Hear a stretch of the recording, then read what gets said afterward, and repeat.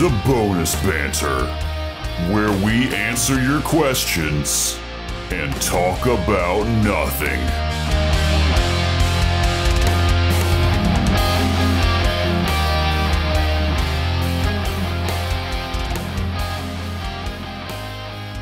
Welcome back. Thanks for joining us today on the Third Gallon ASMR Hour. I will be your host, Derek, and today we'll be joined by our lovely Drow, our wonderful cat, and Jacob, who is gnawing his microphone with his teeth. Welcome back to Bonus Banter. I don't know if that bit's going to be good to open up, though, but welcome back to Bonus Banter, everybody. Hello. How are we doing? Yes, Yeah. yes. Oh, I thought you were. Everyone. I straight up thought you were talking to the You do audience. not want me to answer that I'm question. doing all right. Well, the audience can't answer me right now. They'll answer in the comments in a few days. They can answer in their vehicles or homes or places all right. You know of what? work. You know what? No, You're right. please don't answer in your vehicle unless you're a passenger. Let's back No, this up. answer in your vehicle. You can It'll just be talk. funny. You can talk while you drive. All right. Let's to the audience. Let the AI respond to us. All right, audience. How you doing? That's nice. That's I'm nice. Glad to hear that. That's good to audience. hear it. That's great to hear. I hope somebody's like, oh, my dog died. Yay! Hey. Oh wait, what was that? Oh, no. Sorry. Use the appropriate reaction, please. We're setting ourselves up to be clipped. Yep. Yeah. Hey, audience, how are you doing? My dog died. That's great. That's great. But in other news, I'm pregnant. Oh. On purpose? Oh my goodness. All right, so today is a big old fat juicy bonus banter because we're changing the schedule of our show, and we had a big old announcement around this. And I just want to say, from the bottom of my heart, and I imagine from the bottom of all of yours, so long as you have them, From my whole heart. from your whole heart, thank you No, for from the all, top of my heart. for all the like kind words you guys have said. It's meant a lot. There has been a huge outpouring of support for the schedule change. I wasn't trying to make it over dramatic with a long intro, but the reason I had that intro is because I know how important podcasts are for people and like a regular schedule, because I am someone who has like podcasts wedged into my schedule. I've said before that like podcasts are habits. And so when one changes the schedule, you know, that introduces some amount of like chaos, you know, some discomfort. And I'm really sensitive to that. So I felt really bad about having to change it. But I also wanted to take the time to talk about like mental health stuff around it, because I didn't realize how like stuck in denial I was around it. And I wanted to call it out. So wet. Indeed. I wanted to call it out because I feel like I wanted to give like an actual like view of what it's like to have to deal with putting out content and why people do burn out. But I don't think we've actually burnt out. I think we're just avoiding getting to that state. Taking preemptive measures. That's right. If I didn't like the show, I would have just kept toiling away. We just stopped it. Yeah, exactly. But Like, no, here's a cliffhanger. Now, no more. yeah, it doesn't- Yep. yeah, I hate that. I never wanted to like drop off the face of the earth. So. Just like Firefly. Just like my Tron. God. Yeah, well, yeah, oh yeah, Tron. Just like Surface. Derek hasn't seen the very last episode of Firefly, but I'm not going to lie, it doesn't leave off on quite that big of a It just kind of stops. hanger. It kind of dies with a whimper right up until Serenity. Whimper. Yeah. Whimper. But anyway, we have a lot of stuff to talk about today. Like Firefly. So, That's not who's on your my favorite list. character? Never seen it. I'm a bigger fan of lightning bugs. Kills you. And with that out of the It way, just stabs you. Hey, Hey, if there wasn't something off topic, would it even be us? No. Derek pointed a can of condensed air at me. Ah! Oh, Hey, it I smells could so be bad. collateral damage. He has a new way of getting us to be under control. Bad jokes. I have a bunch of things I wanted to talk about today in relation to us changing our schedule. I don't think it came across super well in that intro, but I've been thinking and preparing for this for a long time. Yeah. And I've kind of thought through a lot of the questions that I was expecting to get, and then I didn't get many of them. Lol. But we can address some of it. This is what happens whenever you're an overprepared control freak. Yeah, well, it works out for a GM. So, you know, what can you sue? What can you sue? Everything. This is America, baby. You guys are taking advantage of how tired I am right now. We got a couple different questions I want to get through first, and then if we miss anything on my list, then we can just go back to it. So the first thing we got was from someone new to Bonus Banter, Tomer, Tomer, Tomer. Hi. Hello. Tomford. Tomford. He asks, Tomer. when running a game, I enjoy delegating roles to players to reduce my workload, managing non-critical NPCs, session summaries, etc. Was there an interesting way you delegated roles in your games? Also, Derek, maybe a Patreon could let you pay for an editor and let us sponsor our favorite podcaster's well-being. Much love. Cat is my favorite. Part of that's really funny because we've talked about one of those before. Yeah, that's on my list. But we take that in order. Let's see. What have I done to delegate to my players when I was a GM? So many. Nothing. I wouldn't Drow, let them take... No. Everything Drow did, Yes. Drow did without me asking them to do. And if I was asked, I probably would have said no. Because I didn't have that stuff planned out yet. So it What was happened against my will. I got frustrated with the fact that there was not as much documented. There wasn't a map. That was the first big thing. Wasn't a map. Wasn't a solid amount of notes being taken. Wasn't a loot sheet that we kept up with. Was there not? No. Oh, no wonder you were frustrated. So yeah, I had people take... the only thing I really delegated to the players was they had, since there were only 3 of us for the longest time, or 3 of players for the longest time, I let one of my players control the 4th NPC, which was Cleric. It was me. So it wasn't that hard to do. Yeah, Derek that was the Cleric. That was Derek that did that. But as for everything else, Drow made a map of our adventure, like the continent. Drow started taking... Well, I say Drow, but this was a combination of Drow and Cat, kind of took notes by novelizing our adventures. Novelization. And then other stuff like that. My thing is I like it to be a surprise when I have an adventure planned for all of my players.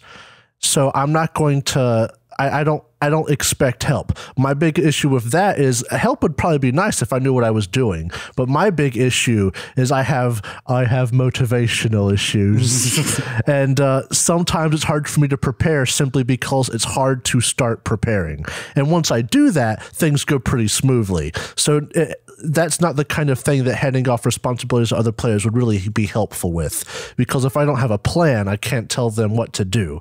But mostly it's because I like for everybody to have a surprise and not know what's happening.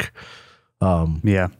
As Drow insinuated, I am someone who is an over-preparer or plans a lot and can be a self-acknowledged and trying to manage it control freak, which is why I like to DM. You're trying to manage your control freaking? Well, just like put myself in situations where it's healthy. Joke. Yeah, I know. Yeah. Shut up. But like... I do delegate a lot with GMing, though. Jacob is the dedicated rules lawyer. Yes, he is. In the positive sense, because... I also usually do the loot sheet. Yeah, well, that's another role, but you don't always do that. Yeah. So we always have a loot sheet that I will create for you, but someone has to manage it. And those are the main roles. I think the other big thing is if you're going to summon someone... or summon some like animals or whatever, you're responsible for like letting me know ahead of time. Looks at Cat. I would do that. I was good. I think that if that's the case, you're responsible for providing tokens. Yeah. Or like especially if it's VTT, like send me art and everything. But yeah, I'm trying to think. I also run a bunch of pre-written stuff. So like that's one way. If I'm delegating stuff, I'm delegating the story writing to Paizo, so I can focus on the running the game part, which is the part I like the most. I do love the world building aspecting of being a GM, but like I feel like that's a separate role from just being a GM. And it's a lot of work and it's a lot of fun, but it doesn't. You can build the best world, but it won't make your game good. So I'm content to just run in pre-written stuff and focus on the GMing part of it and the storytelling part of it rather than the whole world building column. But yeah, delegating work is good. Now, this question had a second part to it, which was maybe you could do a Patreon to let us pay for an editor. And we've had this asked before, and I'll go ahead and peel back the veil. The way the editing process works behind the screen is I edit most of the stuff, and Drow helps me. Drow has done a lot of editing as well, but Drow's got other stuff going on, so it's not always like 50-50 split. It would be really hard for us to hire an editor. Number one, because we hate other people. It's very expensive to hire a good editor, and like, if they were editing bonus banter, it would be not too expensive, and we could probably delegate that. But bonus banter is easy to edit. It's actually the reason we are doing it and not like get rid of it for a schedule reduction. Yeah. Bonus banter only takes like 2 hours to edit a 30-minute episode, and that is nothing. That's very fast. And you'll also notice that bonus banter has a fixed intro and outro to make it easier, and usually not many visuals. Like, it's designed to be easy to produce.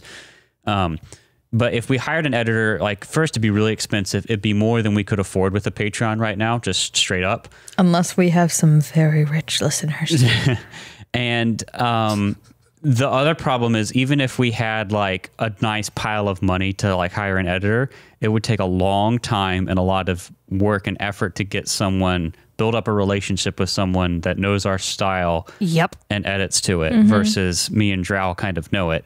And even then, like, I've been hanging out with these fucks for a while. Right. So I know how they talk, and I know what to expect, and I know what you guys seem to appreciate, audience. Yeah, like, if we ever, the only scenario I could ever see us hiring someone to handle a lot of production work is if we got if we got so big that we could handle like hiring someone part-time just to do production stuff, right? Or a new show. Which is like several orders of magnitude above where we are right now.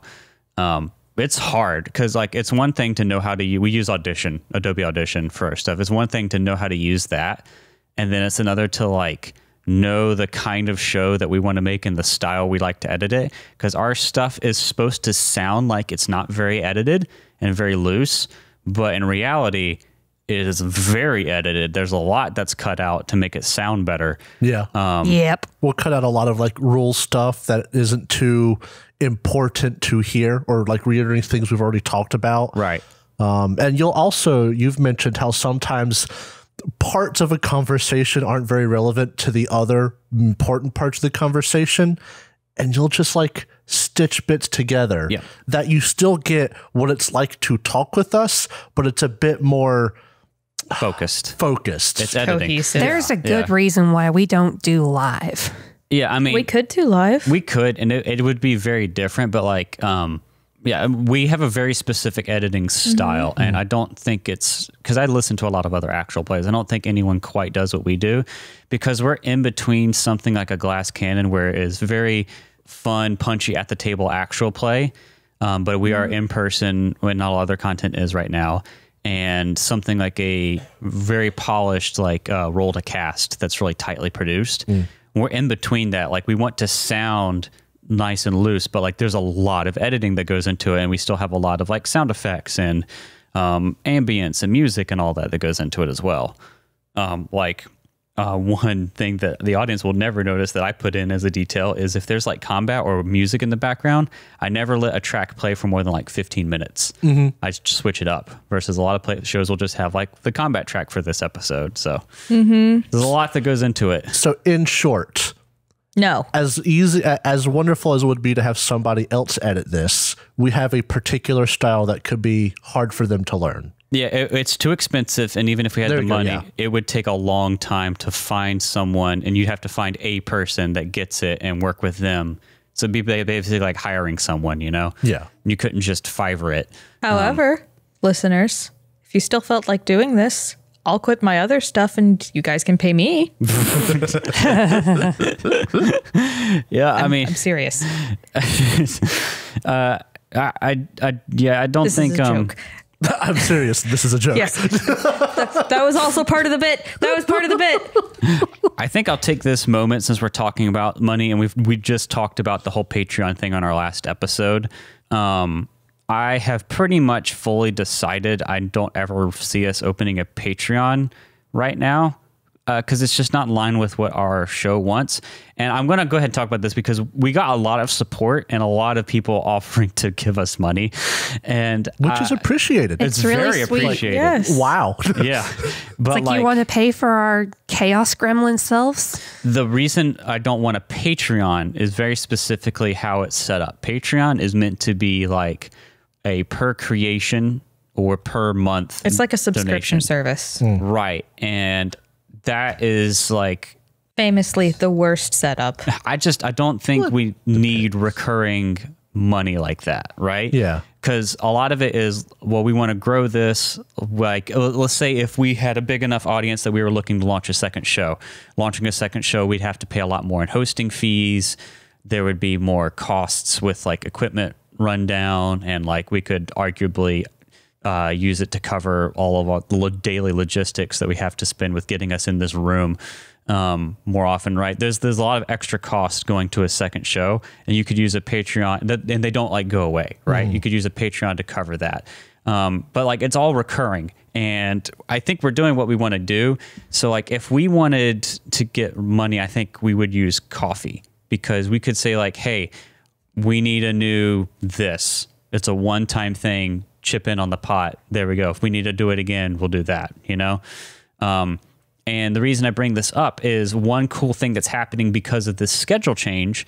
And part of the decision to do the schedule change is we're going to be playing more home games. And it's exciting for both the podcast and us, because we're going to be doing a home game. And that means we're going to we're in the process of having a home setup in our apartment, and we're giving the podcast setup a dedicated like room. Because right now it is literally just my table in my living room. So we can't play home games. And whenever family comes over, I have to like tear apart everything down. Tear down, reset up. Yeah. So we're giving the podcast, even though we're doing less of it, ostensibly, we're going to be giving it its own room. And that's a really cool thing and a really bad thing, because the new room is smaller, and it's small enough to where we can sound treat it. However, it's also small enough to where we might have to sound treat it because of the reverb in there. And so I've been debating using this as the first excuse to open up a coffee, specifically to be like, hey, we need to sound treat this room. I can afford to do this. Like, I'm not a pauper. I can afford to do it. It'll be expensive. It's probably going to be like $300 to $500, right? Which is a lot. But like, if you wanted to chip in, we could do that. I haven't committed to it yet, but like, I got to see how bad the sound is in there. I can't remember if you talked about this at the beginning of the last episode, but I kind of like the reason why you didn't want to do Patreon. And that was, a lot of people will do a free show and then open a Patreon and be like, if you like our free show, give here. But if you do a Patreon, you want to already have the next thing ready. Right. Like if you were to do a Patreon, you want to have the quote unquote second show ready to go. You don't want to build up money to get to the second show. Yeah, because it'll take forever. Want the second show and then like get the money, This quote isn't unquote, a get the money Kickstarter. for it. This is just Yeah. a purchase. Yeah, some people use Patreon as a Kickstarter. And you Yeah. know what? That works out for a lot of people, and that's one way you can use it. But we would rather have the other thing ready to go before we would start taking money for it. Right. Whereas coffee is just like, we have a free show. If you want to donate, you can. It's like Yeah. a tip jar. Yeah. Or like, you know, we need our whatever died. We need to get another. Yeah. That kind of thing. And every time we would have a goal, it'd be like, hey, we can afford this. We're going to do it anyway. But if you want to chip in, then chip in. Yeah. And on the note, since we're transitioning here, so if we do that, we'll let you know. I haven't committed to it yet, but I'm debating it because we probably are going to need to sound treat that room. We got a lot of comments expressing worries and sympathies around our equipment. It's not as bad as it seems, you guys. Specifically around Jacob's computer. Listen, it's okay. I can see at least half the screen. My computer only screams every 20 minutes. It's fine. We're fine, guys. Like, Yeah. He has a better setup than I have at work, like my actual job that I get paid for. Because like, I think they're specifically concerned because I said we built Jacob's computer out of spare parts, and it is true. But like, I really like computers. Computer building is like my main hobby. Derek built my computer and has basically And Jacob maintained paid my Derek computer and to build his computer and mine. and Kat's computer And mine, but yeah. that's expected. Yeah. Yes. I have built. It's like I brought the parts and Bowberry biscuits. Yeah, exactly. In our house we have like my desktop, we have Drow's desktop, we have a TV computer, Yep. and we have a server that was built from spare parts years ago. Two servers? Mainly just one. Okay. A fun fact, I think you're using what was once the TV computer. Oh, that's right. Yeah. So we had the spare parts, but when I say spare parts, he's got like an R7 2700X. It's good spare parts. And a GTX 1060. So he's fine. Like, it's not like it's dying here. But yeah, it's okay. It was bad because basically we had these old gaming laptops that like one of them I had given to family, and then like it got old enough where it was given back because they were done with it. And that's what Jacob was running on with like Linux. And it was struggling with Foundry. So we're fine right now. I will say that our ethos with our equipment has always been exactly what we need and nothing more, except for maybe our mixer. Yeah. Our mixer is actually pretty nice for all the audio gear nerds out there. It's a Zoom LiveTrack L12. We don't need this many inputs.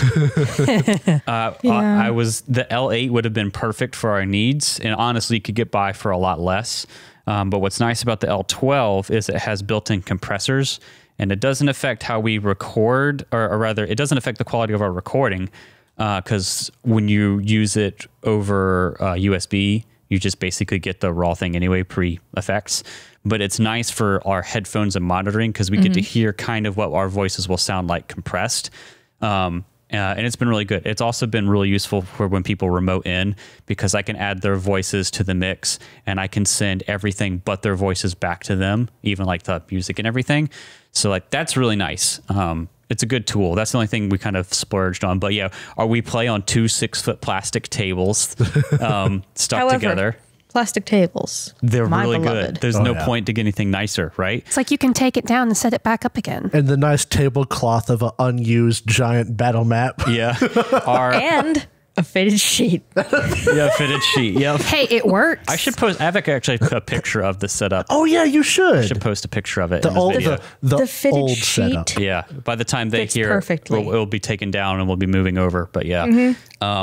Let's see what else we have equipment wise. We have like microphones. We got just enough for what we need, but not too fancy. We have I think it's either SM48s, I think. Which is like a $50 mic. So yeah, for 4 people, that's kind of expensive, but it's exactly what you need for a podcast. It'll be good enough. And yeah, we could pay to have like the fancy microphones, but it wouldn't sound that much better. Yeah, I think you described it as our microphones are good enough to the point to where if we wanted to get noticeably better, we'd have to spend a lot of money. Yeah. Yeah. I think the main upgrade what we've done to our setup is we have mic arms now. We got them around season 2, I think. Yeah. We used to have like... Can we have a shout out to all those poor Michaels who have to hold up our microphones? Right. And didn't you get us?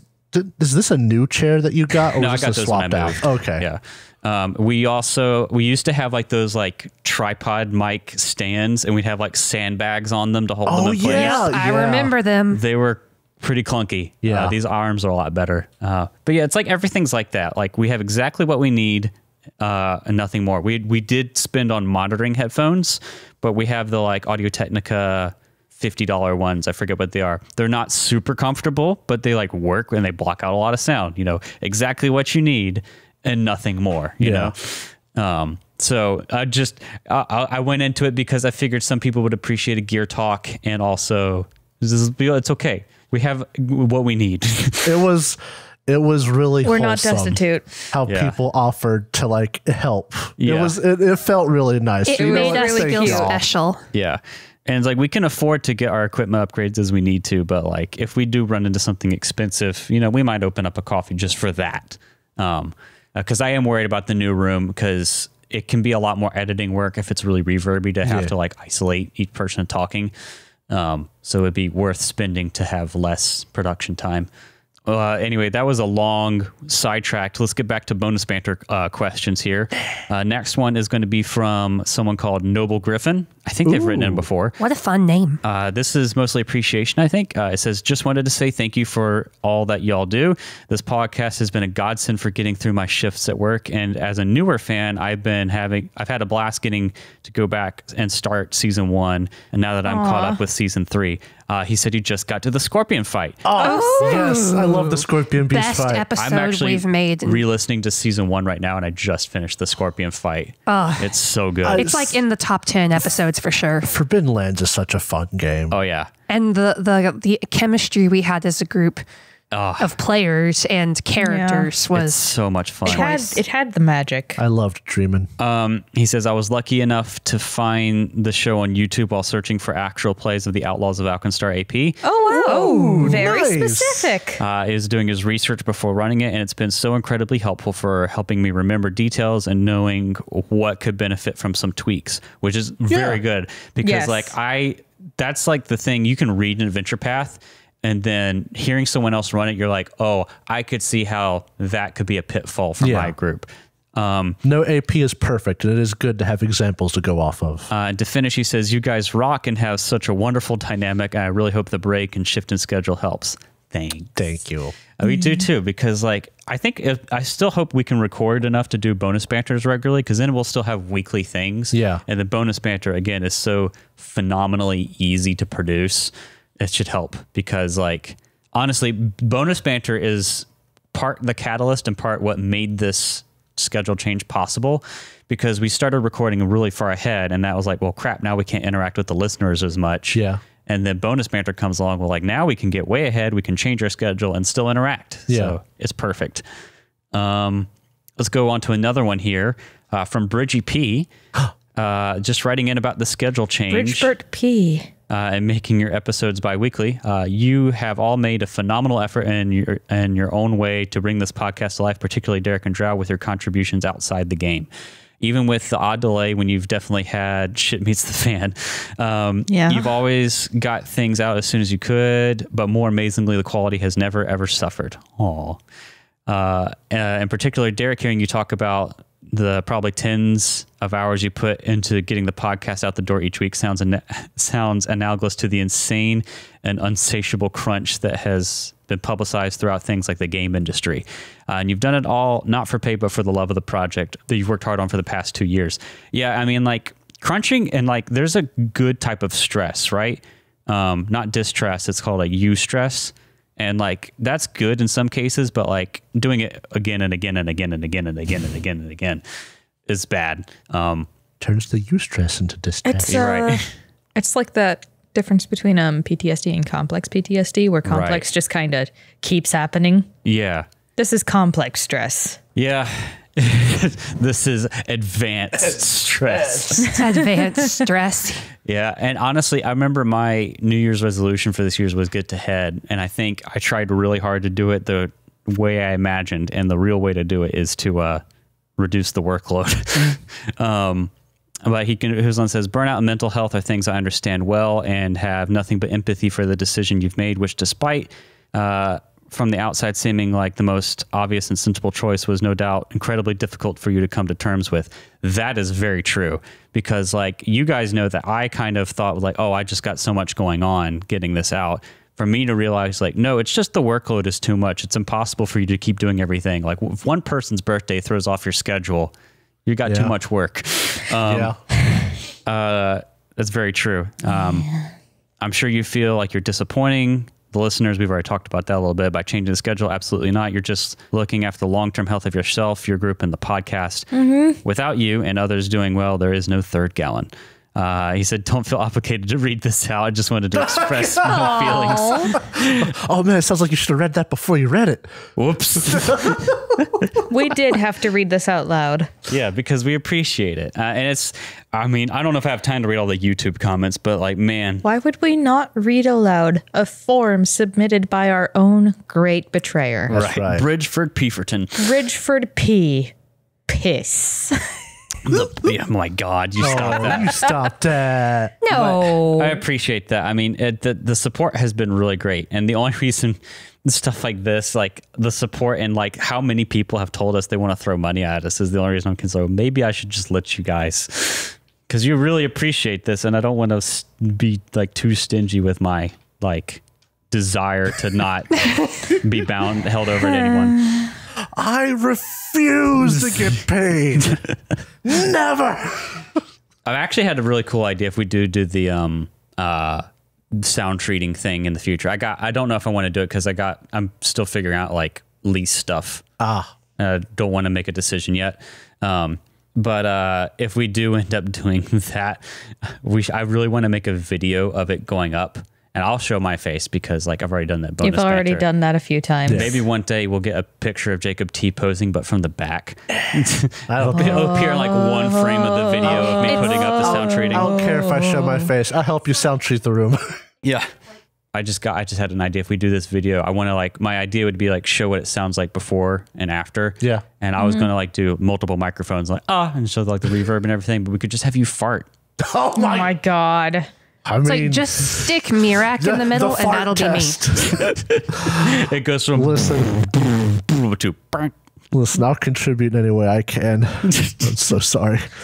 Jacob's gastrointestinal distress is your entertainment. second coffee goal, a very nice microphone for Jacob's butt. You just Stop it. You start sound treating the room, put a camera in there, and it's like a 5-minute, clip. So you get a time lapse, and 30 of those minutes are just me T-posing in the room.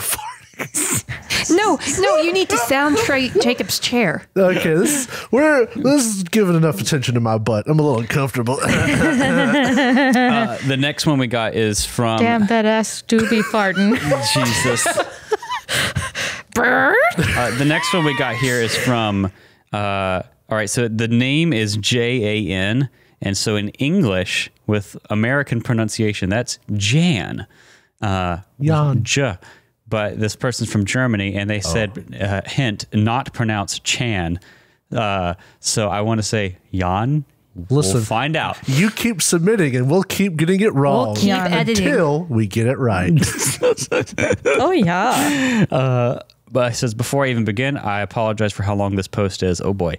First of all, hell yeah, and this is in all caps, hell yeah, out here, hell yeah, out here, we love taking care of our mental health, maintaining our passions, and setting boundaries for ourselves, bitch. That's bitches in there, too. It's great. Really? Oh, nice. Beautiful. It says, not in all caps. I do have an actual question, though. Recently, Pizer revealed the Howl of the Wild book, adding the Centaur and Minotaur ancestries, which are large size by default, as well as merfolk that can use a special wheelchair to move around on land. Oh, that's cool. Trow's face just lit up. Yes. I have famously played merfolk in the past and will in the future. I saw a surprising amount of negative comments in response to this online. Figures. People saying they would outright ban these ancestries because it would be too difficult for them to adventure normally. They mention, as examples, dungeons with 5-foot wide corridors, ladders, or the average tavern that would be unable to accommodate them. While I can see how these things might be annoying to some, for me, the appeal of weird and unusual ancestries is that they are not just reflavored humans. Plus, dealing with the logistical challenges, both mundane and magical, can be fun puzzles in their own right. How would you handle this at your own table, or would you simply ban difficult player options like these ancestries to not have to deal with them, adjust dungeons to have wheelchair accessible ramps, etc., or give them special magic items that negate challenges, or simply let the players deal with the consequences at their own choice? Thank you all for the many hours of entertainment, and take care, Heart. Oh. I can start this one. Yes. I've ran very few pre-made adventures, but when I made my own homebrew, I never really considered the players when I made it. I make what I make, and they play what they play, and those two do not often, they don't relate. So if they want to be something that's large all the time, I invite them to suffer.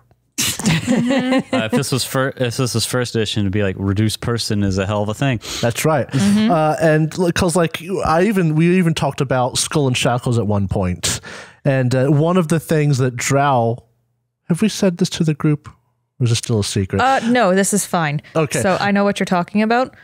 I want to play mermaid in that one. And mermaids, they have a swim speed, and the first thing we were talking about was this is going to be a shark-based mermaid, so they were going to be like finned. Yeah, well, yes. So like the swim speed could unbalance certain things, but the other part of that race is that their land speed is abysmally low, like 5 foot, I think. Yes, and like of course that's going to have issues in the game, but okay. Like that. I mean, my player knows what they're getting into, so I wouldn't ban those races saying it'll make planning maps difficult, because I don't plan my maps for my players. Yeah, this mainly seems to have an effect on homebrew DMs. yeah.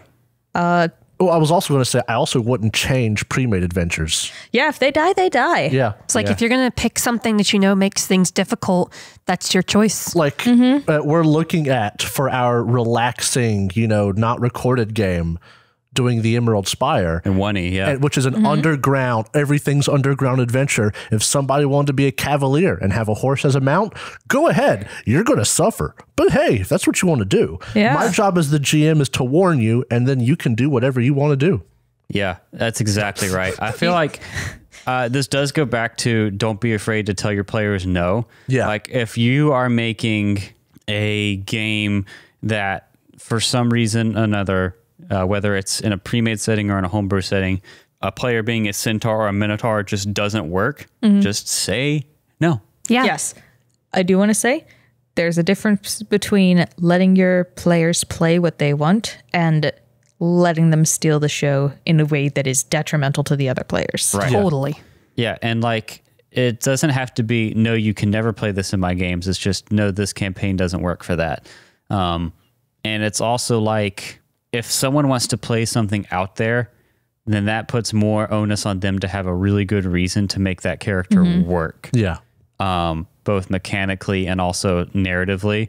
Like one thing with Drow, wanting to play actual Drow in 1E Adventure Path, I was like, you can do this, but Drow are not buddies with the surface world, so you have to put a lot of work in character-wise to make that happen, right? And I mean, yeah, it's just don't be afraid to say no. If it doesn't work, like if you're playing a pirate adventure and you have a small boat and it doesn't make sense for a centaur to be on your boat, just say no, dude. Not this time. I invite you to suffer. Yeah. Or you could take Jacob's approach Cue and just the be like, Eldorado Eldorado to thing. suffer. Cue the Eldorado scene. The horse was a surprise.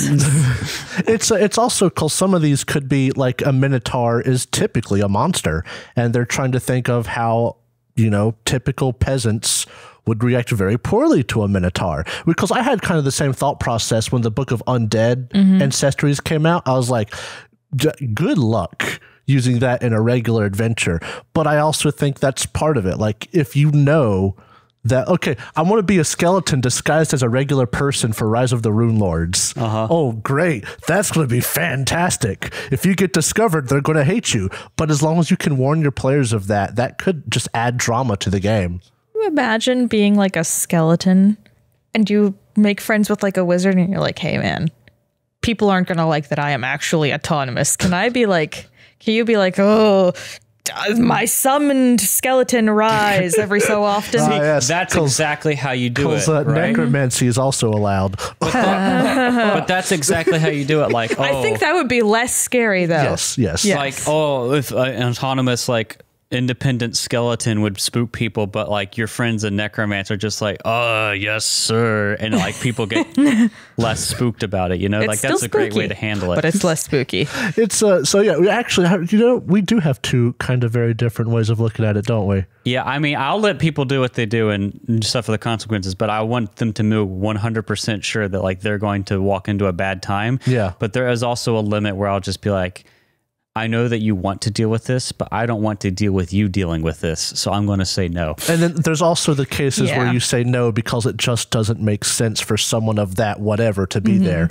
Like, honestly, androids exist in Pathfinder, but whenever I think of someone trying to make an android character for my game, I'm just like, Do it for Emerald Spire. Honestly, that'd be the closest that's come so honestly, Emerald Spire would be the closest. Or playing a Triaxian, which is from another planet. far. Right. Triaxis. I don't want to say no because they could come up with a creative way. If you can give me a solid, sensible way for them to be there, you know what? All right. This sounds cool. I'll play Yeah. with that. But if they can't do that, no. Right. Yeah. Just say no. It's sort of along the lines of how when we were playing our home game of Reign of Winter, and I had Yura the druid with her animal companion Timber, which was a large mammoth, I had to spend money to get a wand so that I could put him away in his own little Pokeball pocket thing. Oh, yeah. Because a large creature did not suit a lot of the places we were going, and that was just something I had to accept when I knew I created that character and that companion. Could you imagine having to have found a way for him to climb up that statue that like hundreds of feet into the air? Yeah. Like impossible. There were times where I wasn't as effective as I could have been because part of my character was having a companion, and I just, accepted that and tried to be creative. Yeah. I think that not just me, but a lot of DMs saying no is being afraid of a player not doing the work. But if a player does the work, like, you can make a lot of things function. And yeah, as like Jacob said, sometimes it's just like, all right, you want to do this? Have fun. Also remember, this is to the players who want to do stupid, weird things. I'm also pointing at me. You did bring up a good point, Don't make Jacob. this about you. One of the things we are going to do is I'm going to get to be a player, taking a break as we do a home game now. Again, the story of this bonus banter is podcast gets its own room. We're going to have a little studio in the apartment now, and we're going to get to do a home game with this free time. We're going to be playing Emerald Spire and 1E. I think it would be fun. I think the listeners would be interested to talk about what characters we're thinking of playing, because I know we just made characters like last week. Yeah. I'm playing everyone because I'm the DM. Except us. Except for, degenerates. You play everyone but 4 people. That's right. Drow. And maybe some animals. I forget. I think I'm a wizard. You were an elf wizard? Snow elf wizard? Yes, snow elf. Yeah. Snow elf. Snelf. Snelf. Wizard with the arcane exploiter archetype. Was that it? Sounds right. You have it on your computer. I know. I'm opening it. It's so slow. The little rainbow thing is spinning. Don't tell the listeners it's slow. They'll want to buy us another computer. No. Listeners, my computer is so slow. Please. I want the Asus. I'm going to make a shopping list. It's like I'm playing a... No, I'm a witch. Oh, that's right. Yeah. Oh, there you go. There we go. Kat, what are you playing? I'm playing a half-elf gunslinger. Oh, yeah, baby. Circa Alkenstar. Yeah, baby. Oh, and it's a 1E gunslinger. Oh, your last name So should it's- be Williams. No. Gotta get rid of you at the No, start. but I did have so much fun digging back Have into you- cowboy-appropriate names. Have you picked out? No, I haven't still. Okay. Do it right now live. Oh, my God. Oh, I can't That's a do joke. that. I did decide female, though. Oh, okay. Sick. Does your character have a name, Drow? Jim. Yes. What's your character's name? It's a secret. It's like my character has a voice. That's why I decided on female. There you go. I need to know your name. You'll know. You'll know it when I say it. And then I am going to be playing. I carved out this spot first because I had a bunch of ideas. I was very inspired by the meme of the Pathfinder 2E cleric with like 3-action heals in the healing domain or whatever. I'll post this in the video if I could find it. And it says, "Live, this is a threat." Oh my God. So I'm going to be playing a Pharasman cleric and his like the merciful healer archetype because I want to be a heal bot. But his like weird bent on Pharasma stuff is that like he doesn't like undeath. I think he's going to be like a veteran from one of the Mendevian Crusades, but he really hates undeath. But he's twisted that kind of like dislike of undeath to not liking reincarnation, which is weird because that's also kind of part of Pharasma's whole deal.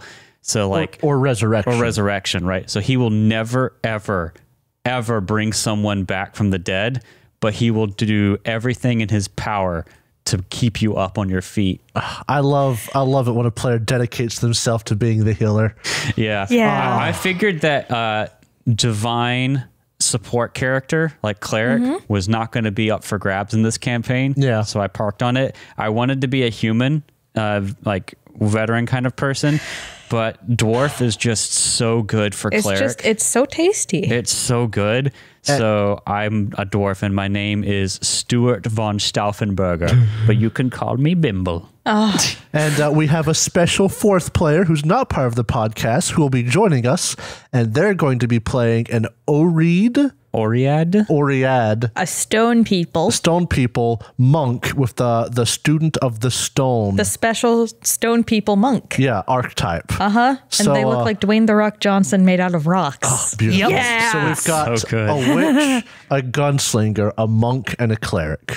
It's pretty classic. Yeah, honestly. Arcane caster, skill monkey with ranged. I cannot divine wait caster to kill someone in the first play. I would also and monk unchained. Oh, monk unchained. I would also important. like to say, a secret is the name. Oh my god! Did you A''SEKRIT. A secret. This is how Drow names characters, you guys. Yeah. Oh my god! I'll send the picture you took of your hero lab here. You're at the top of my list. Okay, I'm an arcane caster, dog. It won't be hard. It was the gunslinger, but now it's you. What? Why was it my gunslinger? Touch AC. Because you're a gunslinger. And 1E. I consider gunslingers worse than animal companions. He doesn't like how God. gunslingers You hit didn't warn against me? touch AC. You're like, go ahead, play a gunslinger. I listen to You just heard him say you can do what you want, and then we'll just deal with it. I'm excited for this game. I wish we could record it, but we're not gonna. It's supposed to be for. I mean, we record for fun. We have fun recording as well. We don't have but this fun is here. no responsibility for Yes. fun. I think the thing about recording a game is like, so before podcast, we would meet for like 10 hours or more on a Saturday, sometimes like 12 or 14, and we would be playing the whole time. We would stop for like a meal, have our food at the table, and keep playing. Now we meet for 10 hours or more on a Saturday, and we play for about, if you just count the recording part of it, like 5 or 6 hours of it. You know what we could do? We just release a video after every time we play with a synopsis of what happened so they can keep up with what's happening. Kat, do you know what we need to do? We need to write up what happens in the novelization style and make it a blog post. Oh, man. My goodness. That'd be fun. That'd be work. Yes, the third Gallon novelization. We'll be my approaching, God. what is it, Order of the Amber Die? Isn't that what they do? I don't know who they are. I thought they like review APs and like talk about them playing through it or Oh something. my God. Oh man. Anyway, Anywho. the only other thing I have to talk about today on this very long bonus banter is about season 3 itself. It's over. Go home. No, we're getting close to the end of book 2, but like I was estimating us to finish Outlaws of Alkenstar probably in the spring to early summer, like May timeframe. But now that we've extended it, Yeah. And that was like with weekly stuff. So now that like we've gone bi-weekly, it could take significantly longer. And that was going to be approaching 2 years of just on season 3. So now we'd be guaranteed to hit 2 years almost, and probably 3 of just this season. And I want to ask the listeners, because we as the podcast people would be fine playing through the whole adventure path and we'd enjoy it. As a producer, I feel like, is this too long for the show? Do we need to switch up content and like do new things? Because that's kind of the mission of the show. Doing new games is fun for us. It is a lot of work, but it's fun for us. It exposes us to new audiences. Like, is this something we need to consider? Like, finding a different ending for it. And it's not just like abruptly stopping, but maybe rewriting an ending after book 2. Or do our listeners just really want the whole thing played through? Because we can go either way. Before this, I would be like, no, we have to finish this. And then we'll see what we do for season 4. But now, honestly, I'm just, ever since we've made this decision with the schedule, I'm a lot more relaxed. I really could go either way. I would be completely fine to just keep on playing me some Outlaws of Alkenstar and make a really good show of that, and then figure out what we want to do after it. So what do you want, listeners?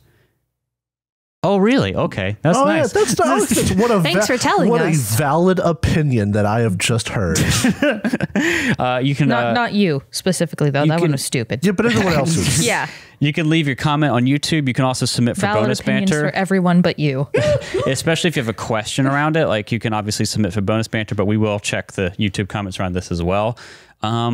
I think that's about it. We had a lot to talk about today. Anyone else have anything they want to add? No, this can't be in the forums. This can't be in the comments. You have to nail it to our door. Oh my God, what is this, Martin Luther? Yes.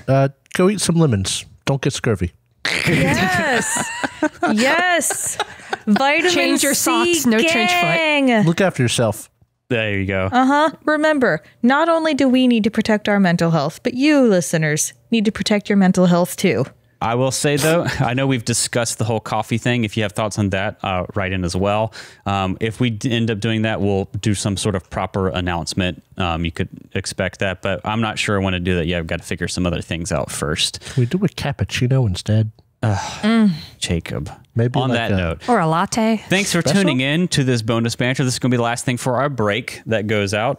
We'll be taking a couple weeks off, but you can expect to hear from us with another full season 3 episode on Wednesday, August 9th. You can expect to hear from me outside, ominously tapping on your window. Yeah. And then, so we'll be bi-weekly after that. And if we do bonus banters, they'll be released in the off weeks. Bonus banters is the pace at which bonus banter comes out depends very much on how often we record. Because honestly, even if we didn't have any questions, we would probably just take the time to sit down and talk about stuff anyway, especially now that we're playing Emerald Spire. So yeah, we'll hope to see you guys after the break. And thank you for all your support and the nice things you said. It really means a lot. And It really does. it's between that and re-listening to season 1, I've kind of had a lot of The gusto knocked back into you. yeah. So thank you for all the kind words, audience, and we'll catch you after the break. Bye. Bye. I'm still outside your house.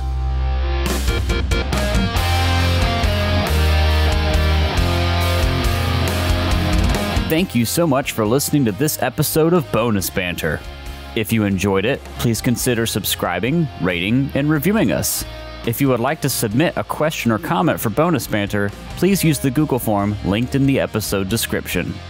If you want to see more from us, check out our website, thirdgallon.com, or follow us on Twitter. We are at Third Gallon, that's THIRD Gallon. We are also on Instagram, TikTok, and Facebook with the same handle, at Third Gallon. We also publish a video version of this podcast on YouTube, which you can find on our channel, The Third Gallon Podcast. The theme music for Bonus Banter was composed by Alexander Nakarada. You can find more of his work at serpentsoundstudios.com and support him at patreon.com/ANakarada.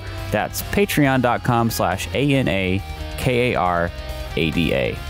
Thanks again for listening, and we'll see you next time.